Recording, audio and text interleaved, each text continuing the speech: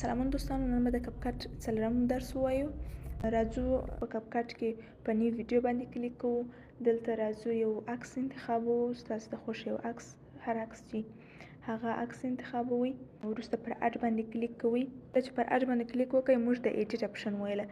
په ایډیټ کې مو سپلیټ ویلی وو، انیمیشن مو ویلی وو، افیکټ مو ویلی وو. دا په تېرو ویډیوګانو کې مو ویلي وو. که چیرې تاسې هغه نه وي کتلي نو کولی شئ چې هغه در سره وګورئ. کراپ نن وایو. د کراپ د لارې موږ کولی شو چې خپل د عکس، دا کوم عکس چې موږ انتخاب کړي، که چیرې تاسې په عکس کې کوم شاوخوا یا مثال یو ځای نه یې خوښ، هغه کراپ کوئ، یعنې پرې کوئ. دلته موږ ته څو زاویې مشخصې دي، مثال دا رقم هره زاویه چې تاسو غواړئ.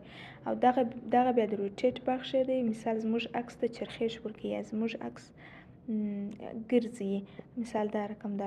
که چیرې تاسو غواړئ چې مثال عکس خپل په خوښه باندې کراپ کړئ یا پرې کړئ، نو دغه د عکس دغه ساحه داسې انتخابوئ. فرض مثال زه وایم چې یوازې دې دغه کمپیوټر یې نو انتخابوئ، یوازې دا کمپیوټر زه غواړم، دونه انتخابولی شئ. د څلور طرف ته هم، د دې طرف څخه هم د دغه طرف څخه موږ خپل عکس کراپ کولی شو.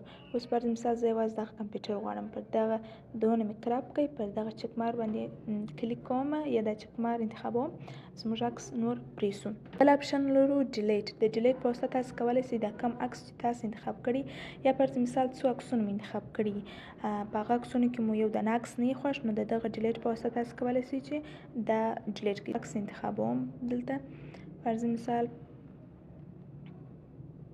دغه دوه عکسونه دي. زه وایم دغه عکس مې نه دی په کار، غواړم دا ډیلیټ کړم. راځم ایډیټ ته، په ایډیټ کې په ډیلیټ باندې کلیک کوم. دغه ډیلیټ، هغه کوم عکس چې موږ انتخاب کړی هغه به ډیلیټ شي یا به د منځه ولاړ شي. بل اپشن لرو ډوپلیکیټ.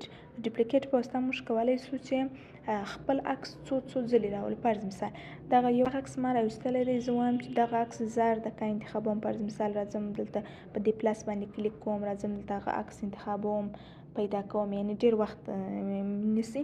نو هغه دغه عکس زه مثال دغه عکس د څو ځلې راسي، نو دغه عکس انتخابوم، پر ډوپلیکیټ باندې کلیک کوم. اوس به هغه عکس موږ ته دوباره راسي، یعنې دوه ځلې، درې ځلې، څلور، څونه چې تاسو غواړئ هغونه به راځي.